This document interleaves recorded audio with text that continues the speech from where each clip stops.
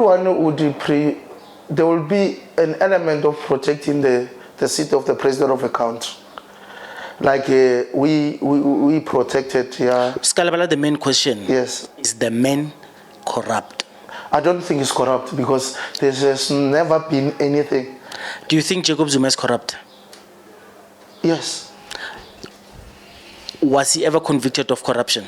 Yeah. He exposed the statement. Yeah, but in our organization, in the EFF at the time, there was a lady called Tebo who benefited from that money. He said he was saving a funeral and what.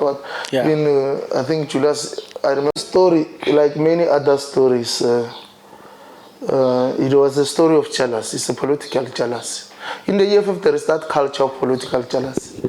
Maybe it's because of the ages of leadership. And there is an element of tyrant. And I think with time, the leader of the EFF himself, he enjoyed this cultist and idealized. I'm not saying initiated it like people like me. I've never seen him as Jesus Christ or Moses civilization. From those, remember EFF was brought by many people like Comrade Ndlozi. Is from nowhere in terms of politics. Yes. And student activism. Yeah, and many. But he might be a great leader. Remember, political formation doesn't validate you to. Now, I want to give you those dynamics. Now, there was a gap of Zulu nationalism that Comrade Jacob Zuma identified when things were no longer working in the ANC. Aftermath of the American talking to the journalist, he said, those people who were killed, it was not like they were doing nothing. They provoked, they killed people. You know, South Africans are very ignorant. We are a hyper-driven Who society. said that? Comrade Jacob Zuma. The clip is there. Yes. You must go and seek it, and you must attach it to this testimony I make. Yes. Those people, it's not like they were doing nothing. We killed them because they killed people. They were threatening the economy. He said that. He was in Mahlabandov outside in the lawn with that the British journalist from BBC. Now, and I'm sure it shocked us as South Africans, having the history that we have. And we have said this in a number of occasions. What also should be taken into account, once the strike was on, you have in South Africa the fact that when workers go on strike, right, these strikes tend to be violent, whether it's strikes or the protests. That's a feature that people should appreciate. For an example, when people talk about Marikana, it looks as if these workers were just standing and the police just came and shot them. The workers were heavily armed, licking spears.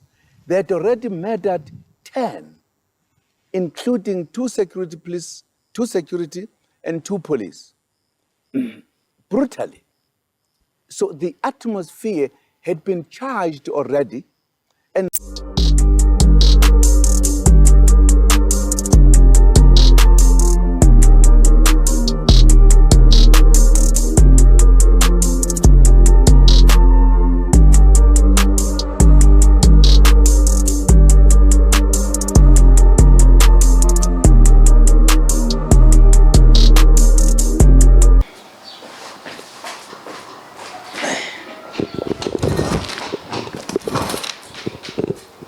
Thobela bakoni mashane politically incorrect ye ke fihlile Randfontein mo Tlhakeng Krugersdorp West Rand re kae mo mokoni re mo Randfontein mo Tlhakeng it's a mining town ke Mirafong yeah it's a mining town. It's my second home. It's my father's second home as well. Because Papa got some part of his life for Olejimo. Ba botse re ko wena mang wa kae? Yeah. No, my name is Madibe Mahlachi. Madibe Joshua Mahlachi Kapase, Abanchibanzibaga Leisa La Maisa. Leisa La Maisa is a project that I started around 7 years ago when I left politics. O belegetswe kae? Ke belegetšwe Mphahlele, Wa golela kae? Seleteng. Part of my life, my early life, ke goletše mo Randfontein. My father was a worker here, JCI, under division here, REGM, of which it was Randfontein, a state gold mine, the founding company of this town. So this town, that company, JCI, I mean Randfontein State Gold Mine, 1987, a centenary. So it told me look at 1887. The first discovery of gold in Johannesburg was in 1885 in Ferreira's camp. Yeah. So this way is in where is Joburg now? Yeah, where is City Deep there? Yeah. Okay. Yeah, that's where the first discovery of gold was. The gold reef was discovered, and also in the gold reef. My Nigerian which I wrote about Durban deep, yeah, and wrote about yeah. So na college is complex. I grew up in the mining village called Bongweni, down the road, and then also my grandfather, of which is my father's uncle, who raised my father up, was a former policeman here in the 50s. Sure. Yeah. Yeah. So that's how my father came here. Yeah. And then yeah, that's how. So politiki o ithumile in politiki. O tsene sekolo mo? Yes, I did. I went to a private institution here. It was a mining school called FJLWL Combined School. That's why I did my sub A. And then we kept Paradiwagana, okay. I get to Amukiagai, a Hoja Saparo, it was a different environment. We left here in 1997 because my father was in 1998 because my father was retrenched, and then he was also partially deaf. So we did operation in Chinyana. So let's qualify. He was an artisan. I was a class qualifier or Gaberega mining. So that was the only thing that he knew at the time. That's how we went to home. And did you start your politics with student politics? Yeah, I started my politics in Kampashen. In 1999, I was recruited by one lady called Levena. Look, my father is a political activist. He's a founding member of NAM in the 80s. So he was very politically active. So now, when I was 9, who's Azapo, who's PAC, who's ANC, my father was a political literature. So Veki Rutwa English ke papa ke bala the Star. Ake palela ke re isile 2 le wa ke di mistake. Khoja tlapanyana. So my father was a labor politician, labor activist to say. So that's how I got to politics. But joining politics, it was in 1999 in Rampatele, and then as a member now, then I joined the African National Congress. Okay. Which of these political affiliations have you stuck to besides ANC? No. We were. I was an activist during my activism was its prime was during the leadership, the Youth League, when the president was still Julius Malema after Atayana. And then so during that thing, the expulsion, the resolution, Jakalaka Estate, and the aftermath of it, I was one of those people who were friends of the Youth League. We formed what we call as Chiki Defense Force. And then we formed friends of Julius and Tshwaranyana moyo o ka re tlo re tshwenya re ke dire so. Ke dire so. When you ya pressure. Yeah, no pressure ma go sign number. Oh yeah. Okay. Yeah, ka tswela pele. Okay. Yeah. O re kana kwa asijiki. Yeah. Ya Julius Defense Force. Ya rena the Youth Leaguers. A former West Rand friend of Cindy Somakata and Julius Malema and Floyd.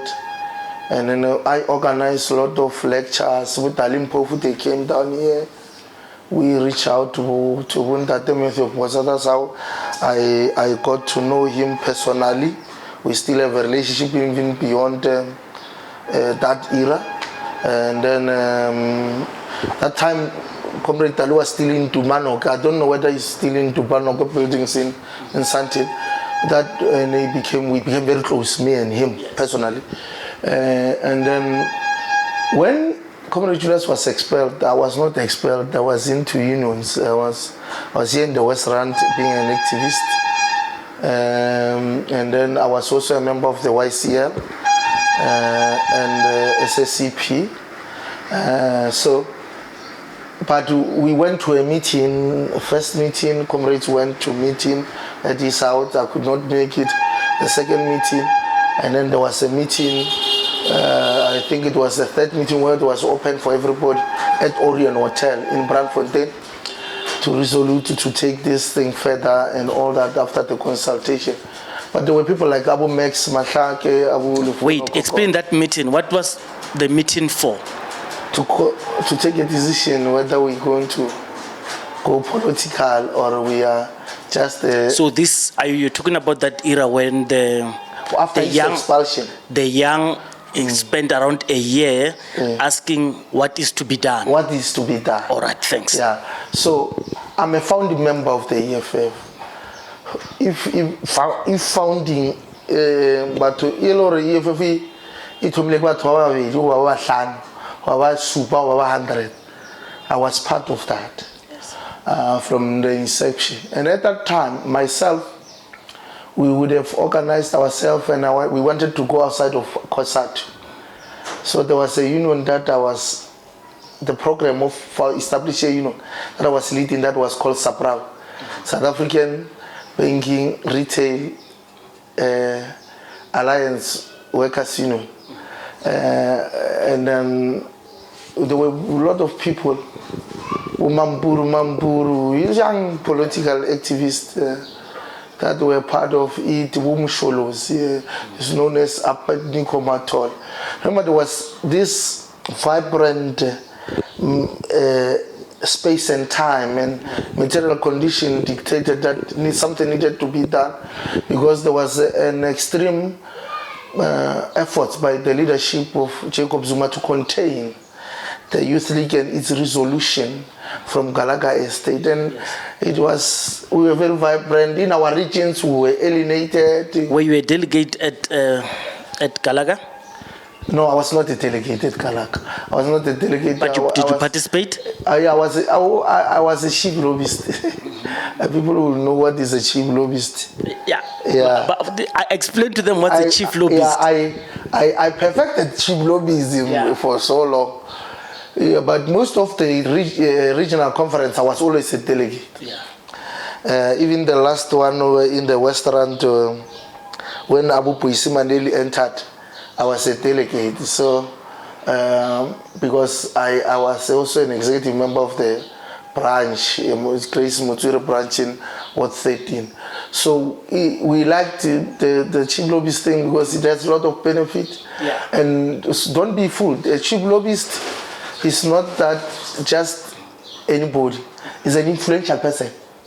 Chief lobbyists, they go around the provinces luring people to rally behind a certain candidate. We can manage you, we buy you things. And you hear, And then Le kata di kgomo tša lena. cherry, you must be progressive towards this Mukoni. Yeah. This one must not go outside of the plan, and he must be contained. Then that's it. So chief lobbyists are very, very influential people within the space of politics. But it's a culture of the ANC. I've not heard of anything of chief lobbyists outside of the ANC. I think let's stop it there. So let's explain to our audience. So Leisa La Maisa, he knows his politics from the ground, and you are no longer in active politics as you speak, right? You have graduated the youth league. You are no longer fully, and you are not a career politician. I've never been one. Yes, because the reason I'm asking you that, and sorry to cut you, is I want us to get to the space where we are now talking about the politics. Because your space now, you analyze politics. Yes, I'm no longer... Because you understand it as people have done. So I want us to take you back to... let's talk about Marikana. So Marikana happens at the time when Malema and his cohorts. Yeah, they were going through. Yes, they were going through the most difficult time. Marikana came, and that's why they did the what we call the July movement in Marikana. They started it there, and that thing gave Cyril Ramaphosa. Because he was a persona non grata, it gave him a chance to come back into active politics, and he was recruited by Jacob Zuma in 2012 Mangaung. I debate a lot with MK comrades to say Ramaphosa was never brought by us. Yes, we never. Cyril was brought back. Know, I remember when the first DC of Julius and Floyd and Cindy's. We went to Luchuli House with now the deputies, I don't know whether it's a secretary or the deputy secretary of EFF in Gauteng, Fetuel Munyai. We were in Joburg, Cyril entered, he was driving a Navara or a buggy, a Navara or a Navara, or what do you call this Nazen? Is a Navara? It's a Navara, yes. And Amarok. Yes. Beyond the basement of Luchuli House, we were going to meet Comrade Simon Molefe. And we saw him, we got lucky, got out, and then he's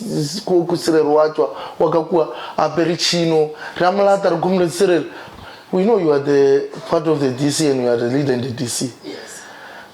We must do the right thing, man. We must not expel us, blah, blah, blah, blah. Yeah, we are here ourselves, and blah, blah.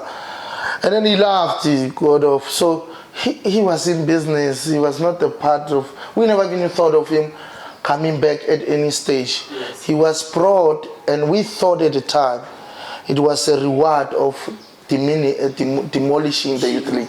Because at President Zuma's tenure, it was the first time in the history of the African National Congress where the youth league was paused. And the mother body had to overtake it and start to do the other thing. So here's another person who notices the criticism that we always say. It is in Jacob Zuma's hands that the ANC Youth League died. Yes. No. The legacy that he took away, it was the patching of the youth leaguers and the pausing of the youth league activity for about 5 years. Yes. And it only came back. It came back ka Orus, and it didn't succeed. No, it was now starting to be resuscitated. Yes. You can still remember. I don't want us to get over our head because I want us to talk about the chief lobbyist. So in Marikana, what happens is Cyril proves himself as persona non grata, and the rally call says this guy killed people in Marikana. Yes. Ramaphosa takes him back. Zuma takes him back in conference, but now Zuma says this guy was imposed on him. He didn't want him. There is an interview with a British anchor. I think Comrade Zuma was at Mahlabanloof wearing a beige suit. declaring after the aftermath of the American, talking to the journalist, he said those people who were killed, it was not like they were doing nothing. They provoked, they killed people.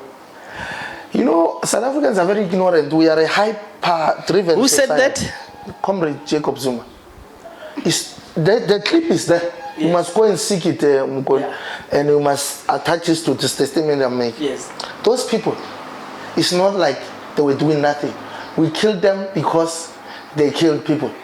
They were threatening the economy. He said that.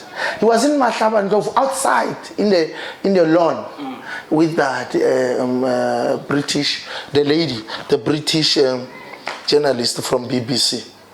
Now that is where it comes from. But we are very selective in our thoughts, because one would want to advance the narrative that one wants people to see. Remember, it's a culture of African politics. It's just arriving now in South Africa. Yes. Because South Africa now, our leaders, most of our leaders have nothing to offer, but they offer rhetoric and bedtime lullabies, bedtime stories. You go to Uganda, there are people who are of Idi Amin's tribe, who feel he's still the best president ever to be produced. Obote tribe, they regard Milton Obote as the best president in Uganda. There are people of Comrade Museveni's tribe who defend him.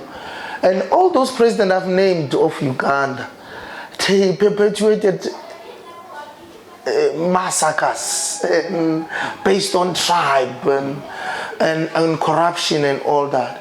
That led to even destruction of monarchies of Uganda. Thank you. Let's structure it again. Yes. So here we are. We are in Mangaung. Yes. And the chief lobbyist starts working. Yes. They work the ground. And people are saying, and I want you to tell me, because you've got experience of a chief lobbyist. My experience is very limited there. And it's based on narratives. I always tell people I don't want to advance narratives on this podcast. I want a guest to say it, qualify it, confirm it, or deny it. Cyril Ramaphosa gave financial muscle to Mangaung in 2012. Is that true? Yeah, it's true. That slate of Cyril Ramaphosa and Zuma succeeded because of the Cyril muscle, financial muscle. And again, also the fact that the Youth League was alienated. I remember we went to one meeting, the RDC here in the West Rand in Pondozio Hall here. Before we go to Mangaung, all people, and I think in that meeting, I don't know, Comrade Kwede was there. But I think it was the secretary. So, but we were barred from entering the RGC. And the MKNVA, remember at that time, they were guarding constituency offices here in West Rand. I don't know in the other region, but it was a norm that they will be there and guarding the properties of the African National Congress. And we were barred, we were ridiculed. We told that, hey, this is our organization. It was the same thing, the same tension that happened when ZANU-PF lost in 2000, when Swangirai won, and he was told that you are not from the bushes, you can't, we were told, you can't tell us what to do here. Yes. One lady from Carlton stood and said, Ababantwana. Oh, yes, sorry. Ababantwana bayashlupha. He cried in the meeting and he got sympathy. Ngombuto wetu Tiko. He cried. One big lady. I remember, I forgot her name, but he was one of the stalwarts of the ANC. Now, she was one of the stalwarts of the ANC. The mood changed and Youth League was alienated, and we never got to have a fair share of playing the role and influencing. And you remember the dynamics of Comrade Mtlante and the exception at the very late stage. And I think that time also the other camp was very disorganized. By the way, towards Mangaung, that is the time people are saying Juju has never lost a conference. And they say he lost Mangaung, but he lost it from outside, if anything. They're talking about all of those things. He has never lost a conference. Yeah, he has never lost a conference. But he won in some conference that said twice because the other was distracted. Yeah, no, but Akere... He collapsed conferences. Yeah, Akere, it was a draw. Yeah, no, it was not a draw. No, but you know how to collapse conferences. People don't know what we do in the ANC Youth League when we lose a conference. We collapse it. That's exactly what I'm saying. And there were people who have an art of collapsing conferences. Let's continue. So, Let's continue to structure it. Yeah. So Jacob Zuma wins 2012 le Cyril. Yeah. Kapes Cyril. He goes to 2017. Yes. 2017 he loses it. Versus Cyril Ramaphosa. He starts crying foul Kazaka. Yes. Because he says he lost it because of the conference was bought by $1 billion. Yes. As a chief lobbyist experience, tell me, is Jacob Zuma,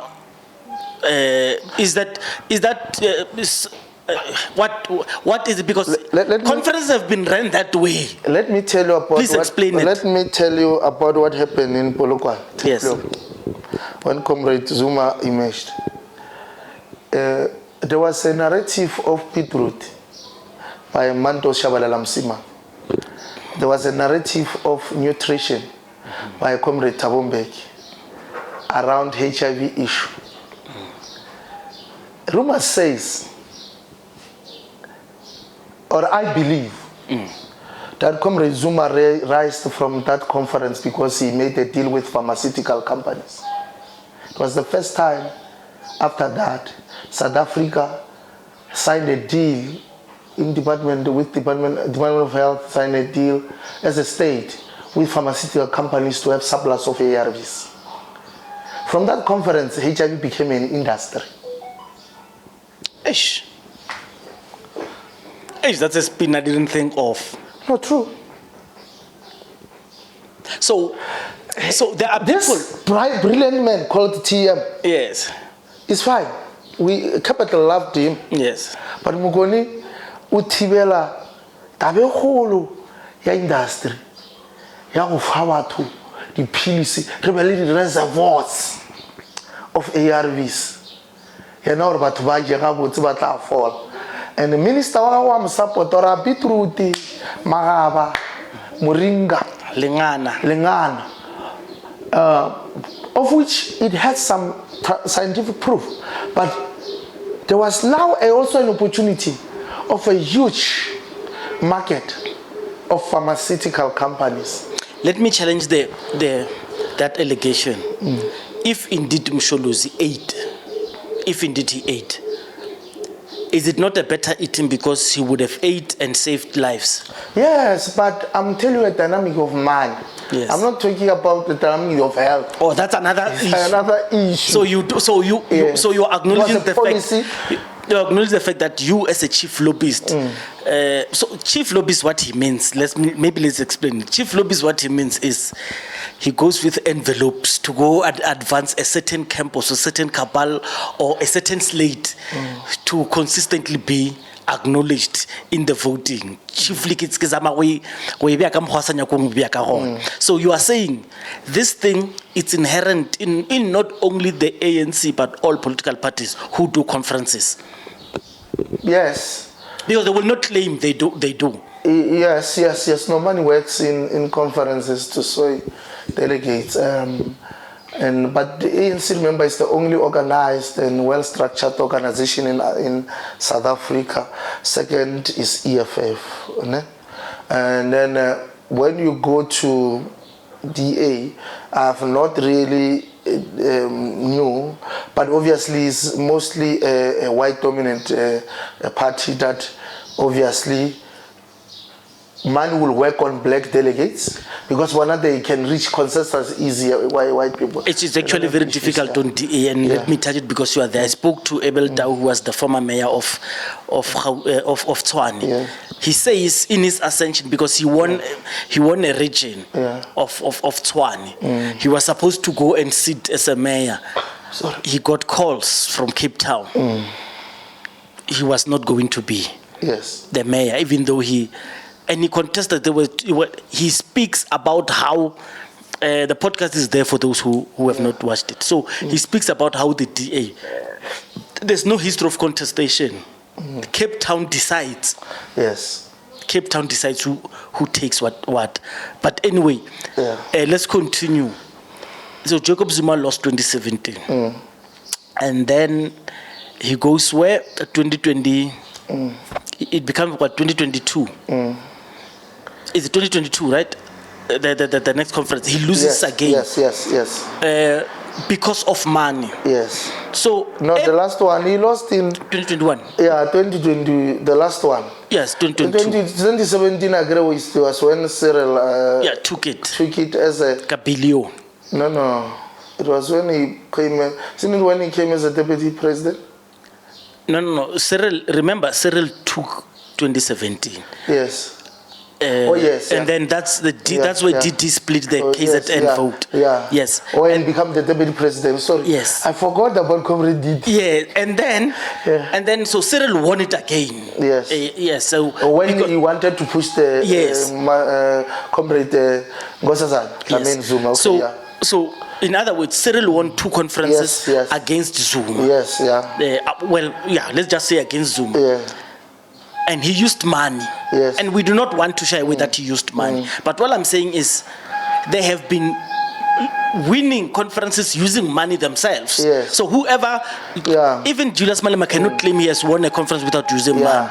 And this one of this conference of Comrade President, when he came in, Cyril Ramaphosa, there was even beneficiaries of the money from the EFF, you remember? With the statement, FNB. Please explain. They were beneficiary of the CR7 bank documents. The chief lobbies, they were progressive. They gave everybody. Zizi was there. Who? Zizi Koto. Yes. Yeah. So who else got paid there? There were a lot. I agree with the statement. He exposed the statement. Yeah, but in our organization, in the EFF at the time, there was a lady called Tebo who benefited from that money. He said he was having a funeral and what. Yeah. I think I remember Julius was defending him in one of our meetings of the PCT. One of our plenum. So plenum is where we met, all of us, the deployees of who are deployed in MPs and MPLs, and leadership of the province and then NSCCT and all that. He defended here. He said, he's back in the EFF now. I saw the other day he was taking me on Facebook. Yeah. The lady Tebo Mukweli, yes. He is a beneficiary, 50,000 of CR7 campaign. From the EFF? From the EFF. There were many others. Okay, tell me. You don't know that? No. I did say, guys, I didn't want to share statements because they were blocked for us to see. Okay. So it means they saw the leaks. Yeah, we saw the leaks. Yeah. So Arkwan, did you serve in the EFF? Yes, I served from the inception. Yeah. From day one. Okay, so this is what I want to do. So I don't want it to be a long podcast because we are on site at the studio. So Julius Malema has been coming under fire for a long time, and it's just now it's becoming worse. Please explain the character of the man. Who is Julius Malema in terms of leadership and his exceptional qualities of leadership? Just explain that part for people who do not know, and the difficulty with which he picked up something that doesn't exist as the EFF and Rosie Tai? Please explain that part. Look, I have no relationship personally with him. Yes. And I've never had one. It was a cater-to-cater relationship. We agreed in principle and ideology at a certain state. And then, so the only problem that arose when we moved to the EFF, it was the issue of idolization. From those, remember EFF was brought by many people, like Comrade Ngozi, is from nowhere in terms of politics. Yes. And student many, activism. yeah, and many. But he might be a great leader. Remember, political formation doesn't validate you to be a great leader. There are leaders in the society. I don't have a personal relationship with him. It was a cater-to-cater relationship, but when we arrived, there was a lot of patching. But patching, it was done around him. Like in me, one day I was sitting with one comrade from Limpopo. We are very close to each other. I'm close to that comrade. He told him that, Madibe, Julius, I understand. He told the comrade that I will and all that. And I had that comrade, but the one comrade from Gampatlam and said, okay, whatever. I know Yes. Anzibi. Yes. Anzibi, we met in meetings of the Youth EFF. League and the EFF. And then, so he gets to be very personal, I understand, from those who know him, I don't know what worrying. How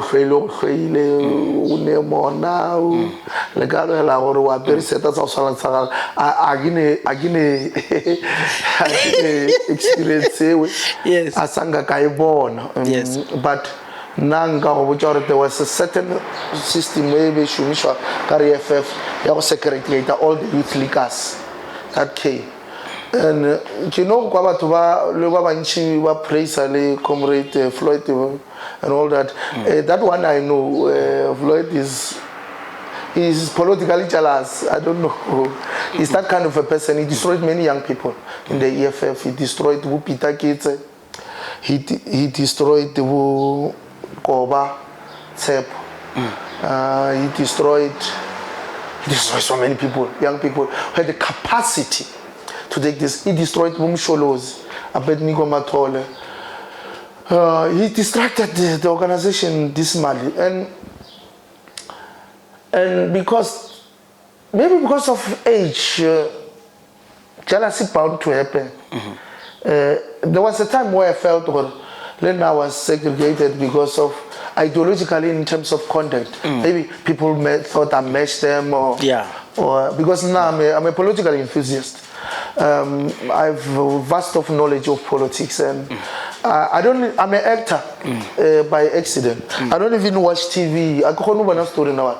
Never seen one of my stories. If you see me in the house, if now we open my TV here, you will see it's a documentary of Amiga Gabra. It's a documentary of Buddhists. I can tell you about all this African politics, yes, including the coups that are happening in the ECOWAS region. Those are just facts. People are praising them. They married the French women. They went to French schools. They can't even identify themselves. There's no tribe in most of those Mali, Senegal countries. They identify themselves as Muslims. And they are blacks. They don't even have African names. From there, they identify themselves as French in terms of language. They don't even teach their languages at their schools. Not like us here in the Anglophone, Anglo states, in part of Anglo. Those Francophone countries, they are in this area. It's just facts who just said, but we know that here, we won't find expression because we don't have a gun. There's a culture of coups in that region, including Nigeria. You understand what I'm saying? Nigeria, you can name them. All the presidents of Nigeria, they were recycled coup d'etat leaders. Yes. Sani Abacha, Olusegun, Babangida, you can name them, Buhari. Yeah. All of them, they came as civilians later, but all of them took power by military. Let's go back to later. Let's go back to EFF. Thank you. So here's an analogy. The reason I wanted to hear your perspective of what Julius Malema is. So it's a soccer analogy, and here they say.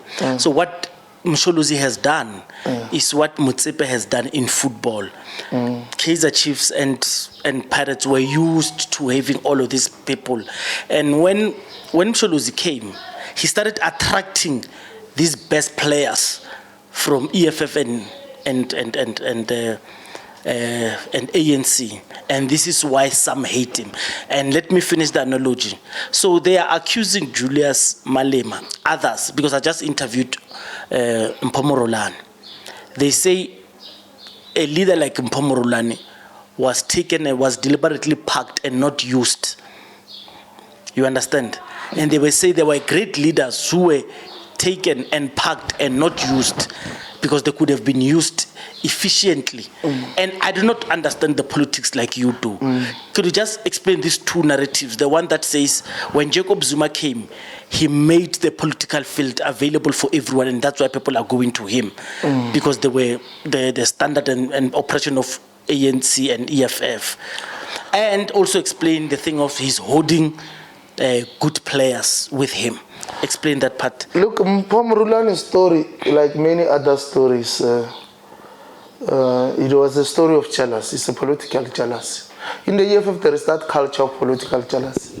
Maybe it's because of the ages of leadership.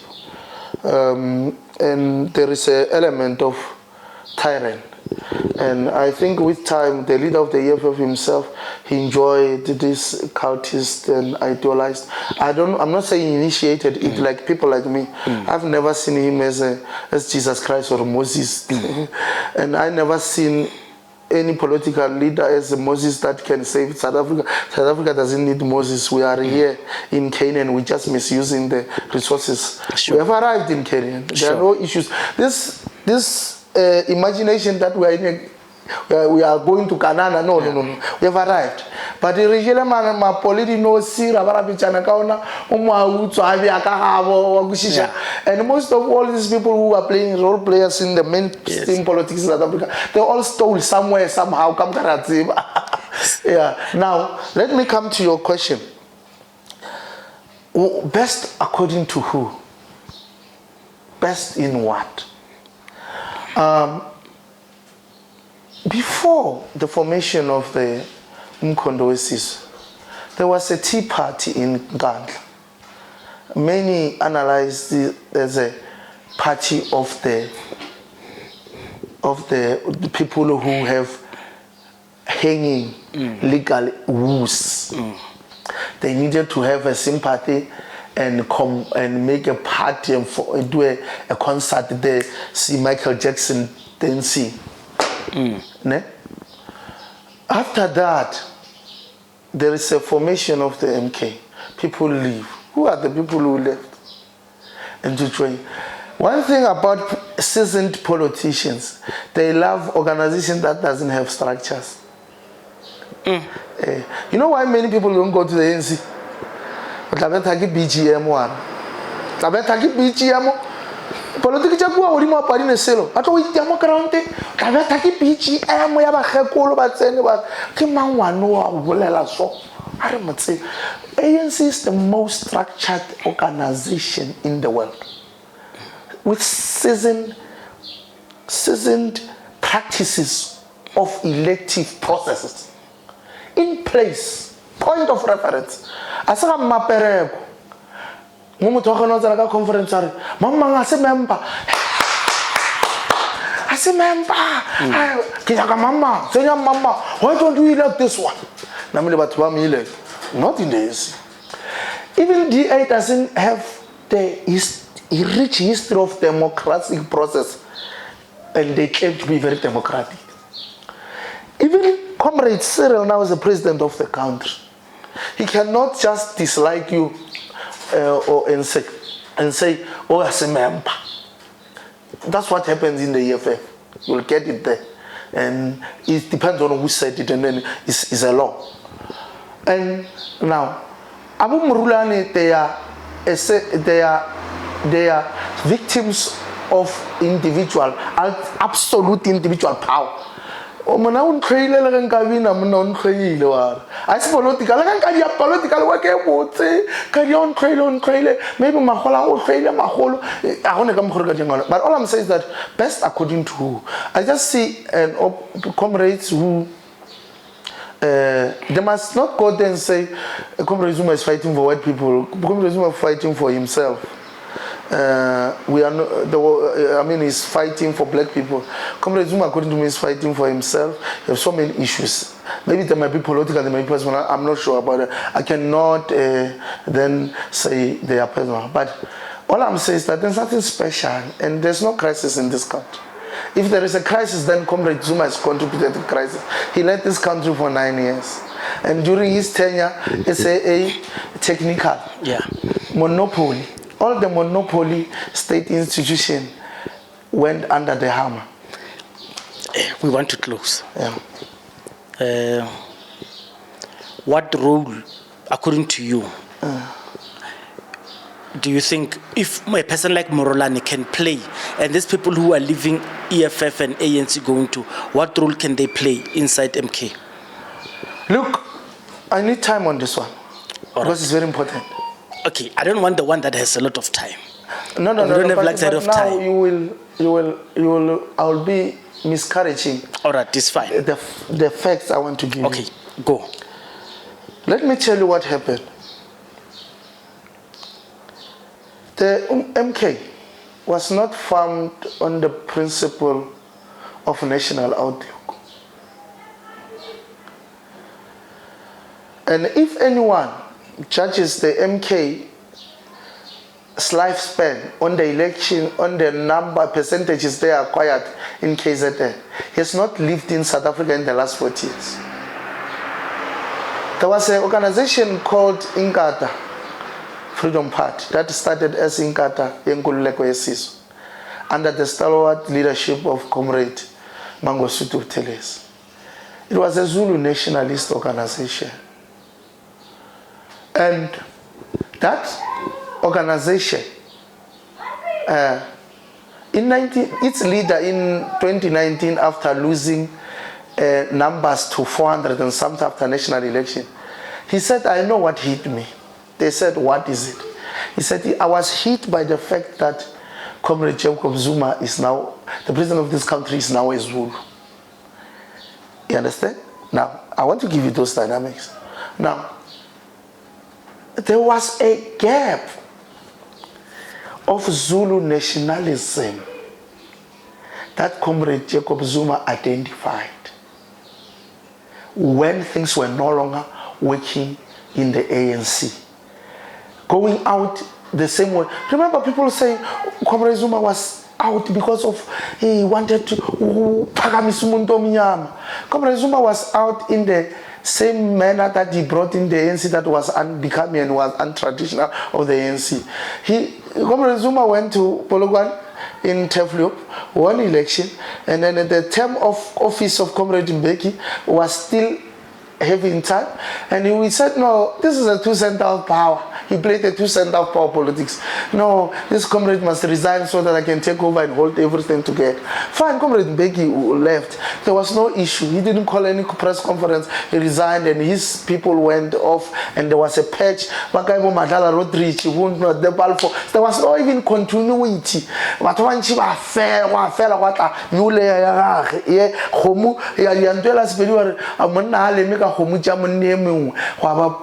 The same thing, he went to the conference. Now he was the second term to not contest, and then the candidate he preferred lost, and then he was recalled the same way as Mbeki was recalled. Now the MK, I hope one day it can move beyond the narration of Zulu nationalism. But judging by its footprint, it has that element. And that element will limit it to KZN. and to predominantly Zulu-speaking people in urban areas. It won't go beyond that. Why I say it won't go beyond that? Because how it was formulated is the same opportunity at the gap between what is the king is no longer there. Remember, a Zulu tribe is a very well-organized tribe. We must not take that away from them. And there must be always an element of leadership or eldership in its periphery that is identified as a token of advancing and the interest of Zulu nation. Even Judge Cropper said it. I would nearly join the EFF, but I could not because I resonate more with Zulu monarchy and Zulu leadership. He said that in a press in an interview here. Now, all I'm saying is that those who go there as people who have national outlook. At the moment, to me, MK has not shown a footprint in a national outlook. If they are allowed to have a role, to play a very serious role in the MK. Now, the problem is that the MK even now doesn't have a constitution, doesn't have policies, doesn't have, everything's on an appointment, and that on its own is the same thing that nearly destroyed the EFF, whereby one person supersedes everything. You can't do that. You are the Holy Spirit. Nobody has power to do that. It's draining because you are a human being. You understand what I'm saying? If it has allowed that other people given a role, and they are given a role in a well-structured organization with a constitution, with policies, with norms and values. You can't, everyone here, everyone who joined the MK, they now praise high. Oh, wow, it's like they're praying. Do you think EFF and MK are cult organizations? Yes.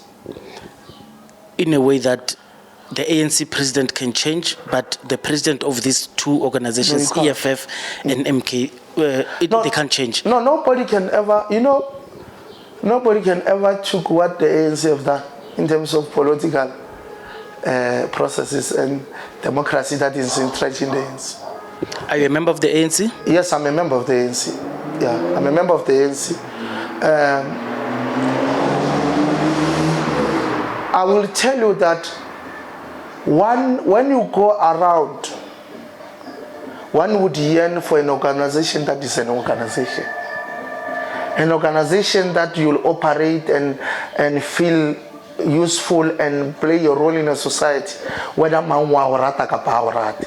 you think Cyril Ramaphosa is corrupt?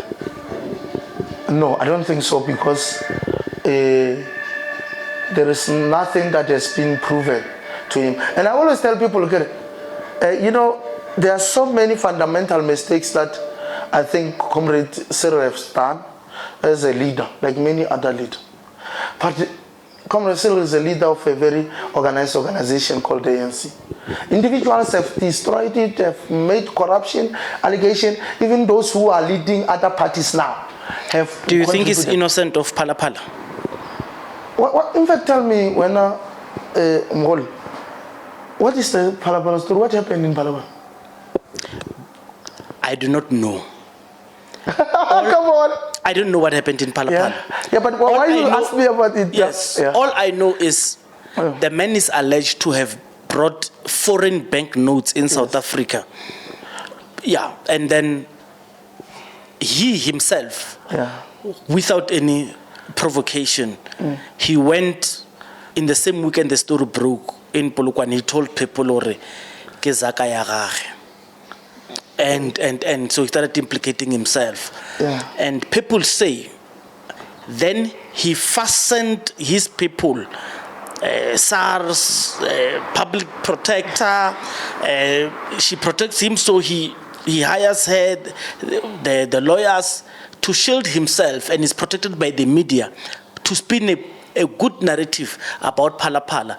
That is the reason why we are not hearing the shenanigans of Phala Phala the same way we had of Nkandla. That narrative, I believe. Do you believe it? Look, you're saying he was protected. Yes. Including protected by the ANC. by the ANC, by parliamentary processes, by the public protector, by the courts, You think by SARS, so a lot of organizations. Do you think they are protecting him or they are protecting the seat of presidency? Exactly. Like how? Exactly. So they are protecting the seat of government because ANC is the leader of government. The same way. What happened? Yeah. Wait. The same way they were protecting Nkandla. Thank you. Because I spoke to Tulas Nesi. He told me that he did not come up with the word fire pool. It was Natin Kleko who brought fire pool. You understand what's happening? So now, because the man is not occupying the seat and then he washes his hands off him. So I'm saying in the same way,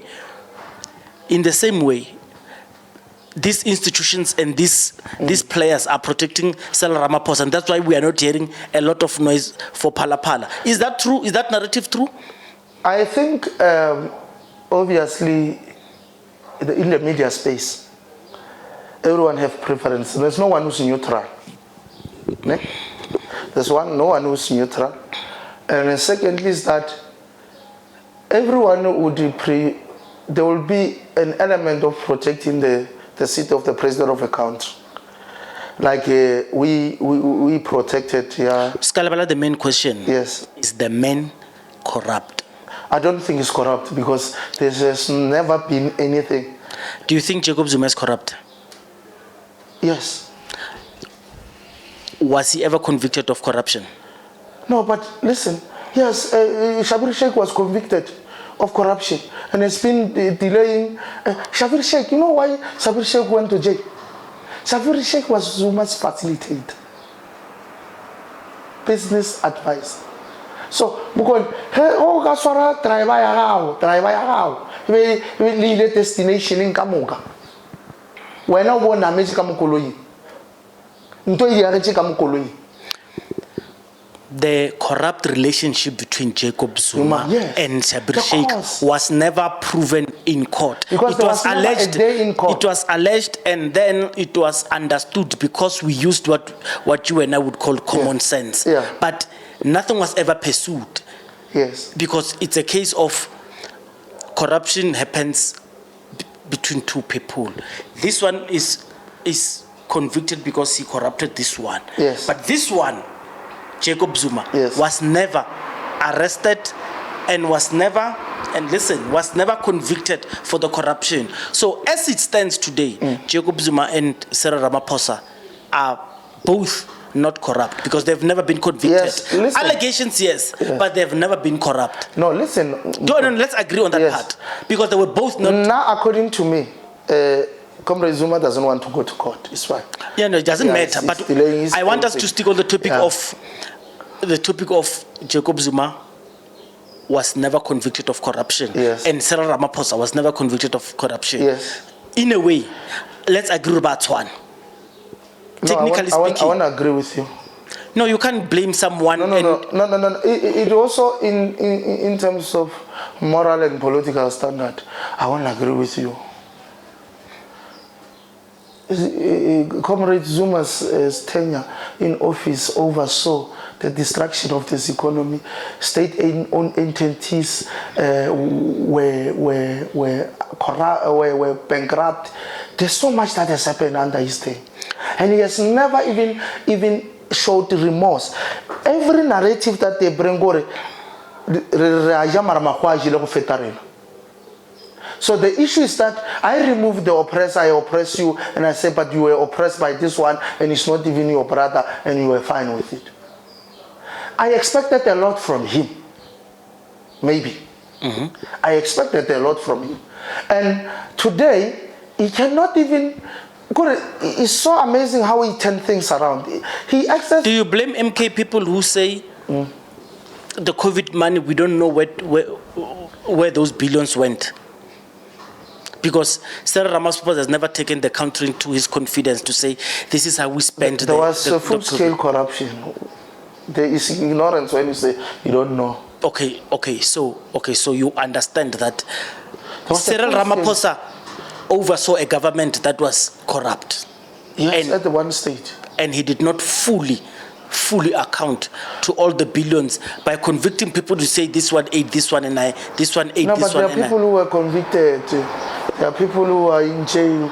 There are people. On the Remember, scale- my on the- president is not a prosecutor. I agree with you, but he's the accounting officer of corporate South Africa. No, let's not, Of the executive. Yes, of the executive. executive yes. South Africa. Yes. Now, but when you say he oversaw, every president in the world oversees a government that corrupts, because corruption is not done directly to you. In America, every president that ever led America, he oversaw some corruption administration, because there is no 5-year term that can end without a corrupt official that is being appointed out. This Mugoni did this and that. So corruption, there is a tendency of corruption in individual, especially now. We'll take it, to put it blandly, and because I'm black, in black leadership, there is a tendency of corruption in black leadership across Africa as a whole. I don't want to, now that I'm thinking, I'm not obsessed with white people and white monopoly,